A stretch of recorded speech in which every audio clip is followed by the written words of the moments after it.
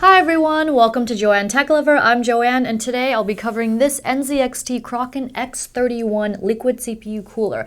Now I know some of you are thinking it's Kraken or Kraken or whatever variation you think of, but there is only one way to say this the right way. Release the Kraken!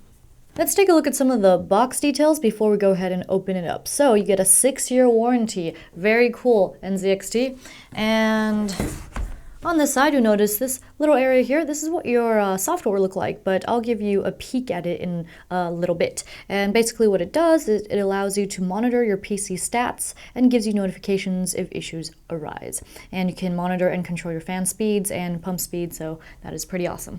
Now, over on this side, in this area here, you have your socket compatibilities. So for Intel socket, it's compatible with 1150, 1155, 1156, 1366, 2011, 2011-3, and for AMD, it's compatible with socket AM2, AM2 Plus, AM3, AM3 Plus, and FM1, and also claims to be 16% thicker than the standard 1-inch thick radiator. Now then, one last thing. On this end, do want to go over some specs. So the pump speed is 2400 to 3600 RPM. The fan is controlled by the CAM software, like I mentioned earlier. And you also, in the fan section, get a fan speed of 800 to 2000 RPM, noise level of 18 to 34 decibels, and an airflow of 27.8 to 69.5 CFM. Here's everything that comes in the box. You get the radiator, of course, with water block, but I will go over that in detail in just a bit. And first, let's take a look at the fan. So this is NZXT's FX120 V2 PWM fan using hydrodynamic bearing. And here is its 4-pin connector, of course. And here is your user guide. It's quite a simple user guide, I might add, but I will give you a more in-depth look of the online version. And let's take a look at what you get in accessories. So, this is your Intel backplate. Remember, 2011 does not need it. And your AMD retention bracket. The Intel one is already on the water block, so I mean, it's just easier for you, for those of you who use Intel. But if you use AMD, simple enough to remove and replace. And here are the various baggies. Here's some fan screws with washers and more mounting screws for the Intel series. And here are your AMD baggie of mounting hardware. Very cool that they labeled that for you. Here's a closer look at the radiator. So this is a 120mm aluminum radiator. It's cool to the touch, very solid material. You do get these aluminum fins to help dissipate all of that heat. And also, you get mounting points here. That's for your first fan.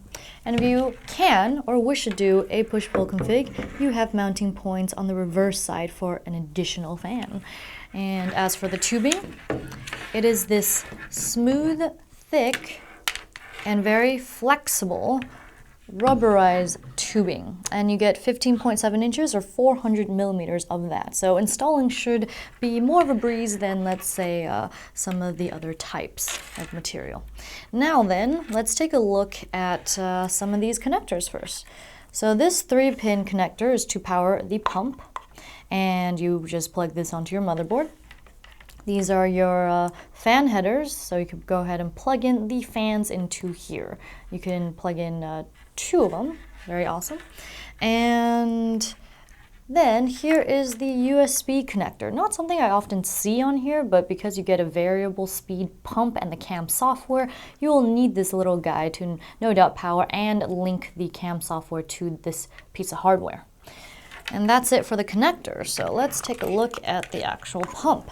It says connect pump power before turning it on. Okay, awesome. Thanks for the heads up. And also, unlike the X41 and X61 coolers, this one does not light up the top part of the pump. But that's just something you'd have to sacrifice for the cost, I suppose. And there is a plastic piece that is covering the bottom as well as it should. Now on the bottom here. Oh, like I said, this already comes with the Intel bracket, and I'll remove that in just a bit. But first, you get a copper microfin cold plate. Don't touch that. And some thermal paste, although this one has some smudgies on there, or some dark parts. If you want to go ahead and include your own, you just wipe that off with some isopropyl alcohol and then apply. You know, I've read that Arctic silver is very good, so that is cool. But try not to touch this area. Now let's go ahead and remove this piece. So you simply, oh, there are tabs here actually that you push. Ah, there we go. There we go, and there are, oh, there's another piece to this. Yes, there is. And then you can go ahead and just remove it like so. Aha! And then, you know, go ahead and take the AMD one and replace that if you so desire. Here's a look at the CAM software. So on the left side, you'll notice that you get to see your PC specs. So how cool is that? Wish I could upgrade, but sadly not at the moment. And then in the center, you get to see your CPU or GPU temps, as well as your load usage, especially like for RAM. I can just go to Task Manager, but it's nice to see here, like what application takes up how much space, etc. And then on the right, you get this graph form of your heat or load stats. So you could see it for GPU, RAM, as well as your other components, or see it in the hour, day, week, or even year. How cool is that? And then on the bottom here is your notifications. So let's say your PC, I don't know, might be overheating, or there's too much space that's being taken up. It'll be like, hey, guess what? This program is no good for you. Well, not exactly like that, but you know what I mean. And also in this area is where you will see the fan adjustments, as well as the pump controls. And I'm sorry that cannot show you at the moment because it is not plugged into a system, so sorry about that. And also you should be able to set the fan control profile to manual, custom, silent, or performance, which is pretty sweet if you don't wish to set it exactly yourself. So that covers the software portion. And here's a look at the user guide. Much like the X41, it is freaking awesome because you could go to both Intel or AMD, but let's just take a look at AMD. And then it's like this moving picture instructions. Couldn't get easier than that. This is where you plug in what, and this is how you do it.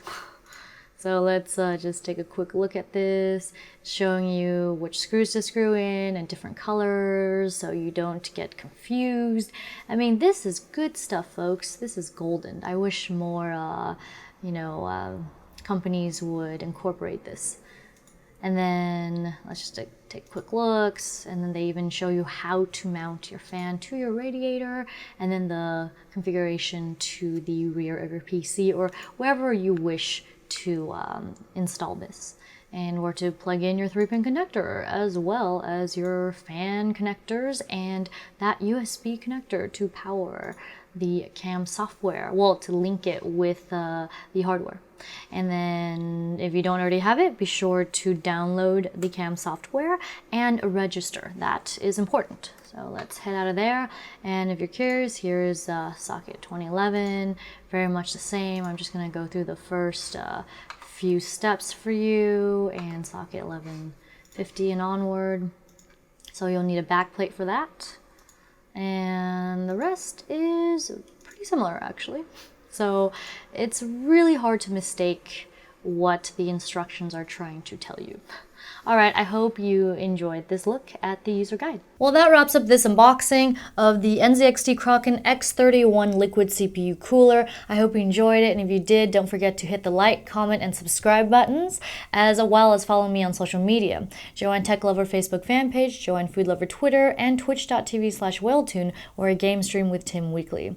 Also, please don't forget to help donate so you can help expand this channel and feed this techie. One last thing is Storenvy.com. Go ahead and check out my prints and purchase if you'd want. And I guess all that's left to say is, mwah, see you next time.